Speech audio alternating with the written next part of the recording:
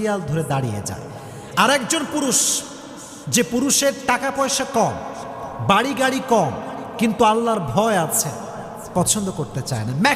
Maximum people পছন্দ করতে চায় না, কারণ নারীরা বাহ্যিকের পাগল হয় বেশি। এর কারণ কি জানেন?